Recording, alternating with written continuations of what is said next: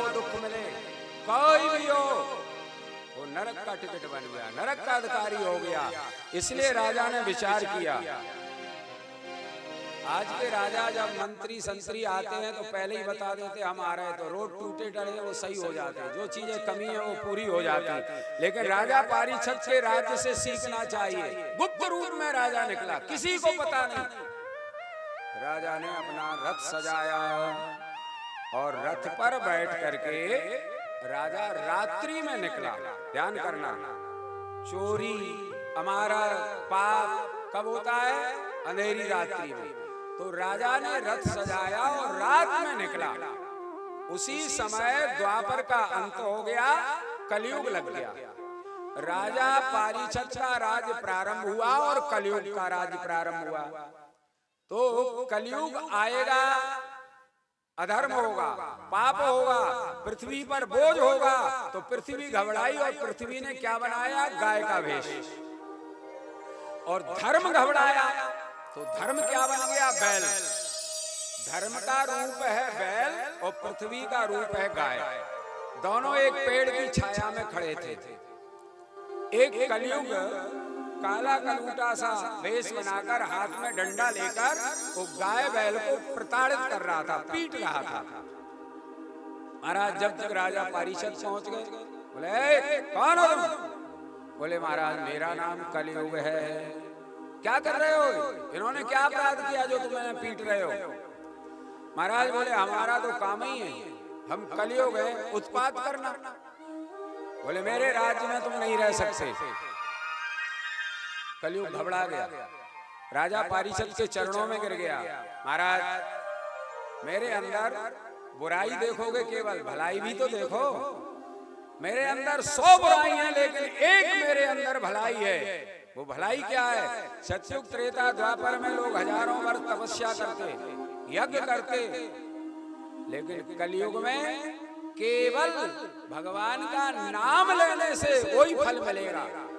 कलयुग के बल नाम आधार, कलयुग के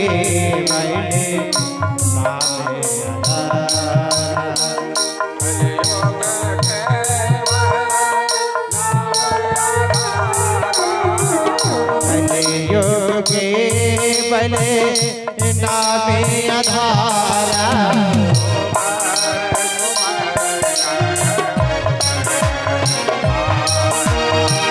तुम्हारे तुम्हारे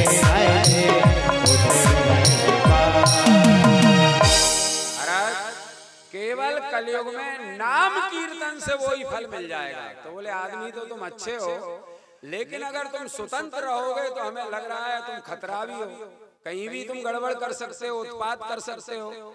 इसलिए तुम एक काम करो, हमारे राज्य में रहो भले ही, लेकिन स्वतंत्र नहीं रहोगे।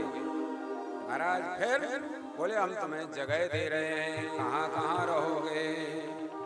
तो राजा पारीक्षत जब निकले और इसको देखा कलयुग को, तो महाराज इन्होंने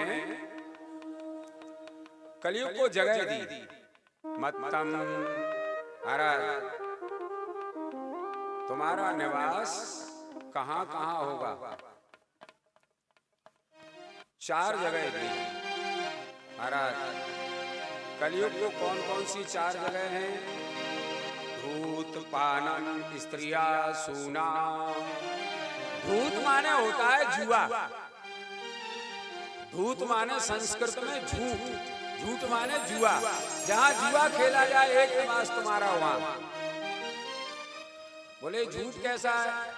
हम लोग कभी जुआ खेलते नहीं, जानते भी नहीं, लेकिन भागवतकार ने लिखा लोग जुआ खेलते हैं और किसी ने चला गुलाम, दूसरे ने चली बेगम, गुलाम मर गया, तीसरे ने चला बादशाह, बेगम मर गई, चौथे ने चला इक्का, बोले बादशाह मर गया, और 2 मिनट में फिर तैयार हो गए। तो हजारों बार जो मरे और हजारों बार जिंदा हो, बिल्कुल झूठ है। जो एक बार मर जाता वो फिर दोबारा जिंदा नहीं होता। तो कलयुग का एक निवास कहाँ? धूत, जहाँ जुआ खेला जाए। ध्यान करना।